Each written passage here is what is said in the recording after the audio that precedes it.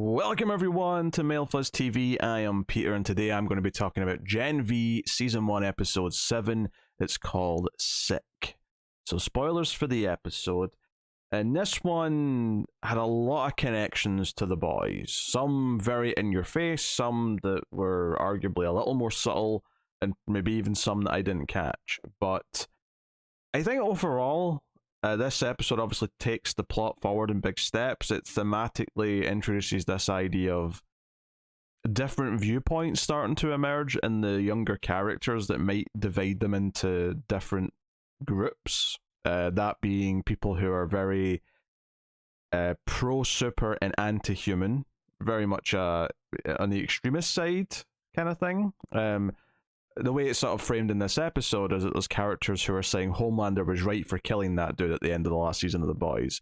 Dickless being the one who's at the head of that. And I'm calling him Dickless because I can't remember his name. But he's now Dickless because he got his dick blown off. That kind of sets up like sort of some different viewpoints where it seems like Sam and Kate are pivoting down that path for one reason or the other. And the other characters are maybe not. We're not really sure about Andre. Andre is kind of separate from everyone else by that point in the episode. I thought this episode was a little clunkier than the others for a couple reasons. One was just the amount of tie-ins to the boys felt a little bit much. One or two felt like they just went a little too far. Even though they all individually kind of made sense, there was one or two that just felt like, you know, Shetty going to talk to Mallory, for example, to say, hey, I've developed this virus that can kill all the supers, and you'll be game for that, right? Because you've helped the boys, basically. I shouldn't say that, but that's effectively what's happening. And Mallory says, hey, I work with someone whose rage and hate has consumed them, and don't let that happen to you. And she's obviously talking about Billy, right? And I kind of felt like we were maybe laying it on a bit thick. Because obviously Billy would be up for this virus, and the idea that he would be game for it, and it would also kill, like, say, Starlight, that would introduce a lot of natural conflict. By the end of the episode, though, it seems like the virus that's being created isn't quite, you know, doomsday material, mainly because the scientist dude never actually goes far enough to make it fully... I think he does make it airborne by the end, but he does say when he's handing it off that it only survives at room temperatures for a few days. So it sounds like something that will be somewhat limited in how it spreads when it is used, probably in the next season of The Boys. Which is smart. It's like, okay, this can be really serious for the group of people that it affects, but it doesn't have to be something we have to explain why it's not becoming this like complete eradication virus. Because it's contagious at the start of the episode, and then Shetty's like, make it airborne. Like, enough of this touch nonsense, make it airborne. And he's like, that sounds like a bad idea. Why would we want to do that? But it seems like it's at least airborne for a little while, but it dies out quickly. That's what seems to be the case by the end of the episode. He hands it off to Newman, who is here. Now, Newman's inclusion, again, is another big tie-in to the boys, which I think works well for a few reasons. Mainly the idea, I made the connection myself a few episodes ago, that it seems like she could probably do the same thing that Newman does with popping the heads. And this episode made me feel rewarded for pointing that out, or for thinking of that connection, because it turns out she has the exact same power, seemingly. We just never saw her use it in the way that Marie had been using her power, right? But it turns out, no, she can do the same thing. She can control the blood and she can move it. And that felt like a great tie-in, because that's something that the seeds were there for, that, you know, I pointed out because I could recognize it before, so it felt like a nice payoff to have it answered back. And them going to her because she's speaking on campus is all fine, but there was a lot of tie-ins to the boys this episode, and while they all individually felt fine, it felt like it was maybe a bit much overall. And then the other thing that felt a bit clunky to me was just some of the progression of the story, particularly one big thing towards the end. So the team all split up, and Kate with Andre goes to Shetty's house to wait for her after calling her, and she's waiting while Shetty's off in New York talking to Mallory, and she gets back later on. By that point, Andre's left because of what's happened to his dad. We'll talk about that. But Kate and Shetty are on their own, and Shetty's talking about she notices she's not wearing gloves, and she starts saying how she loves her and how she doesn't want to hurt her, just everyone else. And because we've already established this episode how much Kate is now hearing people's thoughts, there's a scene early on where she's hearing all the other people doubt her and worry that she's going to betray them. She says, "Oh, you're telling the truth." And it's obviously there to tease this idea. Maybe she will side with Shetty because Shetty does actually care about her. Regardless of everything else, maybe Shetty has found a new daughter in her. More on that in a minute. To me, when Kate sends out a text saying to everyone, come to Shetty's place, and they come in, and Shetty and Kate are standing there, I thought, oh, she's betrayed them all, and this is like them springing a trap, and this is just meant to look like she's confronting Shetty at the start of the scene. And then it didn't play out like that at all. And maybe there'll still be a swerve later on, but this jump to Kate doing this to Shetty, which ultimately is to make her slit her own throat after she confesses to some things to the rest of them, felt very abrupt. Even just coming into this scene, it felt like a weird, like I wasn't intrigued by like, oh, she actually turned her back on them. And I think it's because the last scene we get with them before that is Kate like hugging her and like touching her and saying, you're telling the truth. And Shetty actually holds her bare hand as like a sort of trust thing, is to say, no, look, I trust you not to use your powers on me. Come here, my dear child. I love you dearly. And they're embracing by the end of that scene, which is why I naturally went into the next scene with Shetty and Kate when the others show up, thinking, oh, they've got a plan and they're going to like screw everyone else over. Like Kate's working with her. But then it didn't go that way at all, and Kate's upset as the scene goes on because Shetty's admitted to like wanting to wipe out everyone else, all the other supers.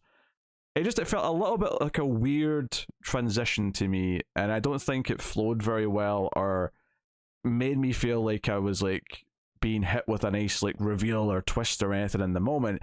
It felt like we already had the information as the audience, right? We already know what Shetty wants to do, what she's planning to do. The only intrigue with these two characters was is Kate going to align with her, or is she going to stick by everyone else? And she kind of does stick by everyone else, but goes further than they want her to. She goes into like murder mode and has Shetty kill herself. That to me just kind of felt like a weird... It didn't flow to me. It didn't naturally go from one point to the next where I was engaged in thinking about, okay, how's this going to pay off?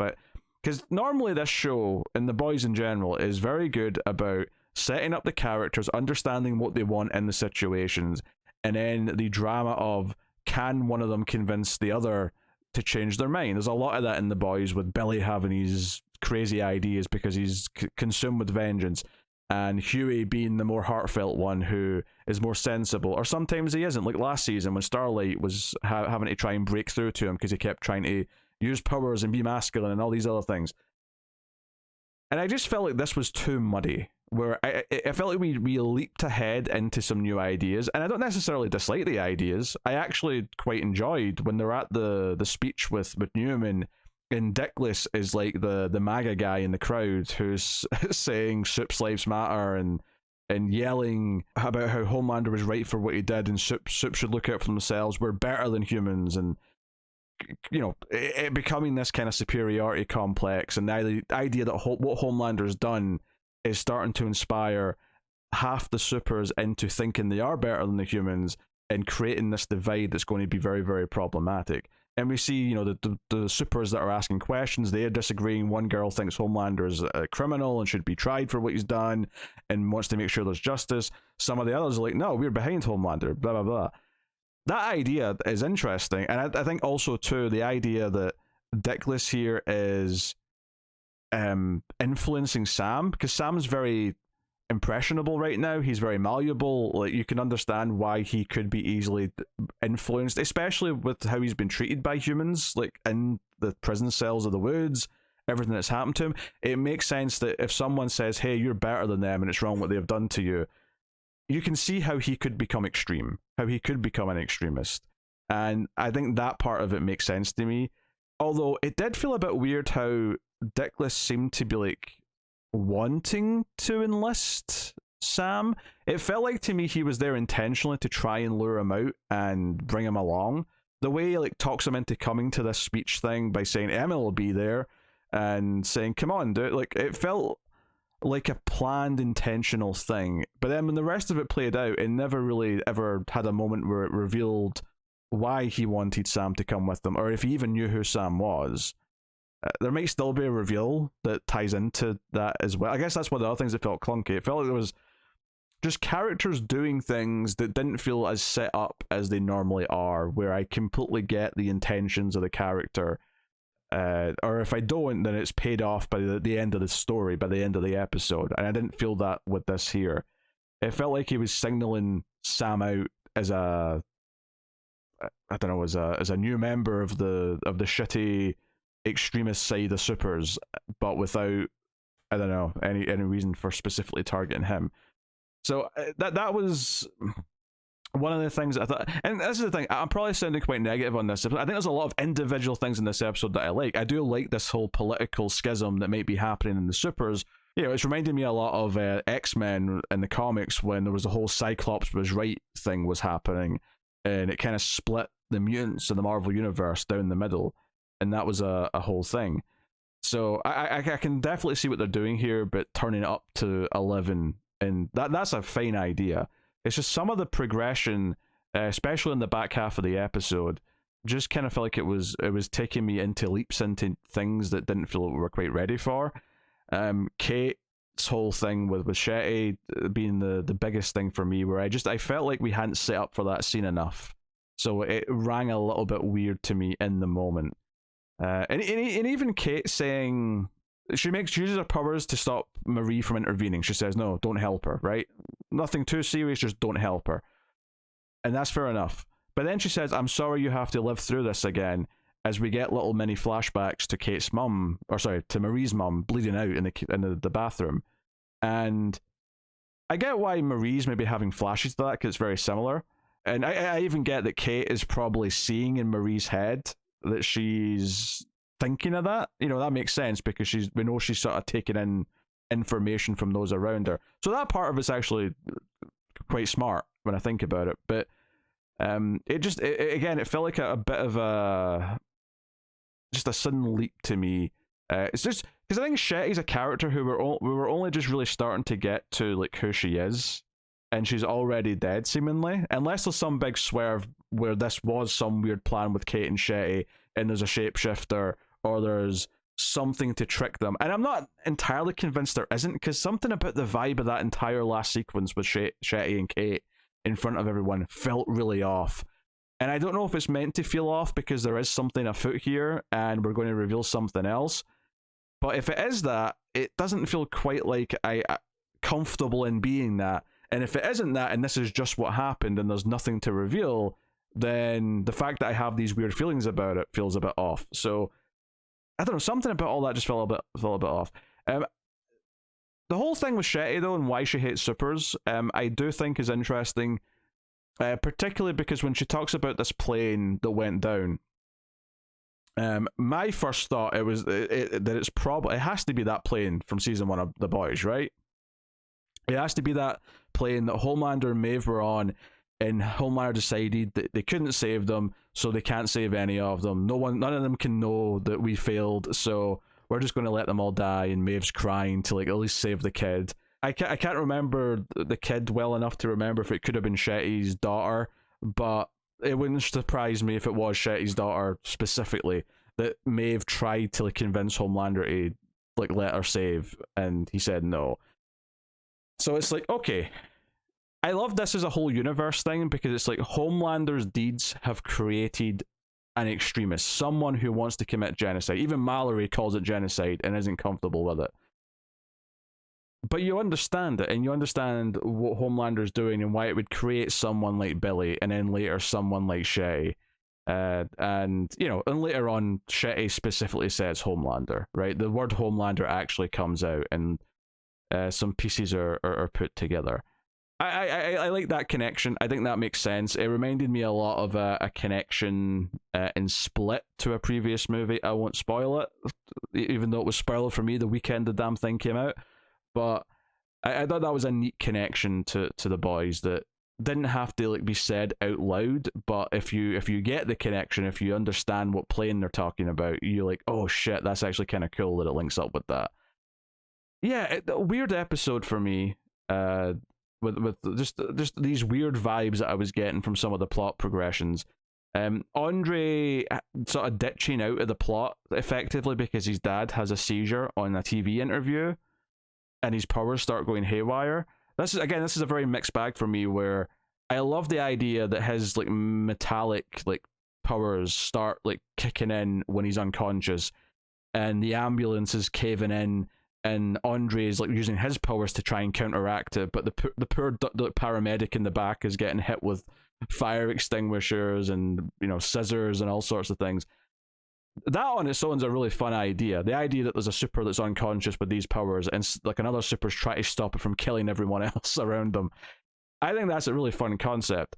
And we have set up obviously his relationship with his dad, but I have to admit, when he gets the text from Kate to go and like continue the main plot, and he just ignores it and holds his dad's hand and says, "I'm sorry I've not been around, Dad, but I'm right here." I did just kind of groan a little bit at that. It felt like, okay, this is a reason to keep him out. I think it's because him and his dad as a relationship have always felt like they're part of his story. They're a part of Andre's motivations for certain things, why he sees the world a certain way. It explains some of his characteristics. But I've never been that invested in the actual relationship with his dad, because his dad's been a relatively minor character. And I think, especially, and I enjoyed the last two episodes quite a bit, but they were very much, we're inside Kate's head, we're doing some memory loss stuff. There wasn't a bunch of advancement in the overall plot because we were doing very interpersonal character stuff and revealing things about who Kate is and all that. And I think that was all valid. I know some people online think episodes like that are just a big stall in the plot. I don't have a problem with that. I actually think as long as it's doing good character work, it further motivates and enhances the plot that's going on. But this episode, it felt like there was almost maybe too much plot advancement going on at points, to where some of it felt a bit weirdly stilted and jaded. But the stuff with Andre feels like we're just kind of stalling with him because he has to be out of the plot for whatever reason. And maybe he's got some great thing when he comes back. Like I'd be very curious to see if he's going to side more with Marie, Jordan, and Emma. Seemingly, I mean, Emma does not seem to be on the side of let's just kill Shetty, because Sam says, I can't remember the exact words, but he basically says she got what she deserved. He seems to be on board with what Kate's just done. And that's actually very interesting, because Sam wanted to kill Kate last episode, and so it's interesting that now they're the ones that are siding with each other, and that they are a fan of going the extreme route. And they're like, yeah, we can kill the humans that oppose us, right? And it's not so much that they actually say the phrase, we're better. Well, actually, no, Sam does say it. But Sam's repeating it again. We know his influences here. He's repeating it from the other guy earlier on, from Dickless. And that could be a very good, engaging story. This idea that Emma and the others might have to try and convince him and turn him away from that path of thinking, because it could lead to a very dangerous person who does see himself as better than the humans because of how the humans have treated them and all the rest of it. And so, in a lot of ways, this show, and this is a very smart focus for the show, given that it's tying into its parent show, The Boys, is the idea of like how certain viewpoints in this world are created, right? So we're exploring how someone becomes an extremist who hates another group. We're exploring how someone is tricked by the system. And hell, even when we've not really talked about the scene that much with Marie and Newman, where Newman reveals her powers. In fact, she makes Marie detect it in her blood. That scene's obviously cool for the reveals that happen in it. But what's more interesting to me is the end of the scene where Newman kind of says, like, don't expose anything, let me deal with this. Now, obviously, we're all thinking, oh, she's going to get her hands on that virus and use it for her own, means, like whatever shady stuff she's up to. Because we know she can't really be trusted. She's not a good person. Well, we understand why she feels the way she does about certain things. She is just popping heads wherever she wants. Her giving Marie the advice to not actually publicly go against the school, to not publicly go against Vought, because she should play the political game and get into the 7, get more influence, and then maybe you can achieve something. Then maybe you can sort of take stances on things publicly. But until then, you should play the game and not just quickly become an enemy, because if you become an enemy, Vought and the powers that be will just sideline you and market against you into obscurity, and you probably won't achieve all that much. So that doesn't really come up too much later in this episode. I imagine it's something that will come up in the finale again, is maybe this choice she has where does she want to help expose what's going on, or do something that'll just sort of like play the long game and look selfish perhaps to the other characters. And that's a very interesting, I think, character choice and dynamic to put into this now. I like a lot of what the episode does. Like, individually, there's a lot of good ideas in the episode, and I think the problems that it sets up for the characters to have to solve in the finale and potentially for the boys is very good. But at the same time, I do think that this episode feels like it almost made it feel that the season is more about just setting up something that will be in the boys rather than being its own thing, and it made this episode at least feel a little bit more hollow as a result of that. I think there's a way to sort of have the shared universe and have all the connections and have it matter, but it felt like by the end of this episode, when Newman's walking off with this virus, it's like, okay, this is just for the boys, this isn't really for this show. That's why it's more engaging to me when she's with Marie and she's given Marie sort of words of advice, because that's for her story, for what we're going to actually have in this show. I think it wouldn't be that big a deal, but we've only got 8 episodes, and it feels like it's maybe a little too intrusive with this one in particular. It's not the end of the world. There's definitely much worse examples of this, absolutely. Even if you look at the MCU, in some of those movies, it just feel like they are just a bunch of plot points to set up, a later movie. Like, I really, like, Civil War was a good example for that for me, where I felt like I was watching this middle chapter in something that didn't have any of its own merit. And I think typically this show, and certainly The Boys, has been very good at having good, fulfilling episodes that feel like full chapters with endings, and seasons that have overall story arcs that feel fulfilling. I think it's very well constructed TV typically. This episode felt a little bit more disjointed to me in sort of balancing its own show with setting up its next season of the main show.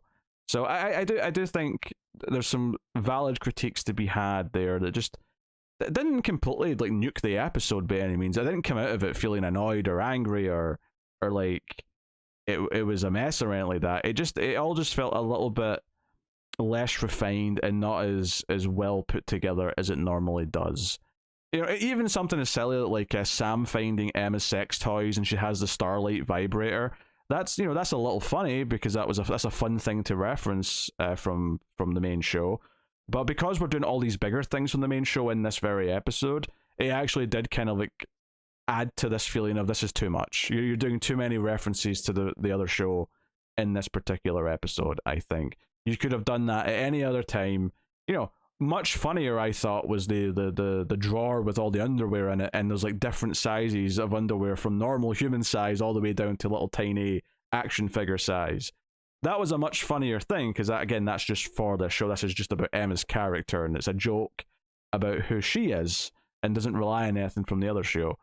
And that's not to say you can't have references. It is a shared universe, and the idea that what happens here is important and vice versa between the two is part of the appeal of doing such a thing. But we live in a world now where we've had years of the Marvel Cinematic Universe. We've had TV shows in the past that are spin-offs of each other and things like that, and we've seen enough examples now to sort of, I think, be learning just as a whole. Everyone's learning what works about doing this and what doesn't work, and when it just feels more gimmicky, or it just feels like you're doing, I don't know, you're using them to set up more things for the other thing. I don't know. There's a very kind of like interesting discussion to be had about when it does work and is satisfying on its own, and to when it just feels like a series of contrived plot points to sort of bring references together and whatnot. I don't know. And I'm not saying this episode got to that point, but it got me thinking about it, because it's interesting that a show that I've considered relatively well written and a strong show in its own right. I don't think it's ever been as good as The Boys necessarily. I think The Boys is the better show at this point, certainly. But this has been a nice companion show set in that same world. But I am wondering, because I did hear there was an interview with the showrunners or whatever saying that the end of the season is going to hand off some, it's going to be a handoff to the season 4 of The Boys, and then the end of season 4 of The Boys will be a handoff to season 2 of Gen V. I'll admit, when I heard that, I wasn't excited by that. I was actually slightly concerned that I don't want it to feel like I'm not getting a conclusion to a season. I know The Boys always had a little like teaser for what was going to happen next season. For example, at the end of season 2, the reveal of who Newman was, being like, okay, that's going to be a big deal in season 3. That's fine to have a little epilogue and sort of set something up, but it did make me a little concerned that this wasn't necessarily going to feel like it has its own sort of ending to its season. So I'll be very curious to see what it does in its last episode. It did feel like this one was moving things around a lot to set up whatever we're doing in the final episode, and I think the ideas are very good. But just a little disjointed overall, with a lot of the characters, splitting up, coming back together. I don't know. I'm a little bit more lukewarm in this episode overall. I don't think this one's as tight, even though I think the ideas and the politics that it's sort of trying to introduce into the influence that the larger debate about Homelander is kind of seeping into certain characters feeling a certain way about the world is interesting. So hopefully, this is just a slightly weaker episode and we're back to normal for the finale. But it is the finale next week, so we'll see how that goes. But that is the show. I kind of came at talking about this more of an idea way rather than going through individual character plot lines. So hopefully I didn't miss anything too major. But I think I said everything I wanted to. So we'll leave it there. We'll come back next week for the finale and see how it is. But that is my thoughts on the penultimate episode of the season for Gen V. So let me know what your thoughts are in the comments. Like, subscribe, all that stuff. And of course, you can support us over at patreon.com/MailFuzzTV and help keep the lights on and keep the shows coming. Yeah, no real dick stuff this episode, really. Unless we count pissing into Shetty's booze, which the scientist does when he's upset at her. Which, I guess that... Actually, when I talk about this feeling a little less tidy and just a little less neat, I realise I've already done most of my outro here, but him drunkenly just talking to himself, giving a lot of exposition to the other characters who are hiding under the desk, did feel a bit sloppy. That felt like a I don't want to say a lazy writing crutch, but it felt like there was probably a smarter way to get them to find out some of that information. Even if it was just as simple as like Kate using her powers on him to make him talk or something. Like, you've set up mechanics that would force it, that wouldn't feel like a cheat. But this just kind of felt like, oh, we're going to have him like saying a bunch of stuff while he's drunk. Just felt a bit, I don't know. Again, just a little lower quality than I think we've had. But anyway, that is the penultimate episode. So thank you very much for joining me. I will see you guys next time. Keep watching TV. Have you got any vanilla?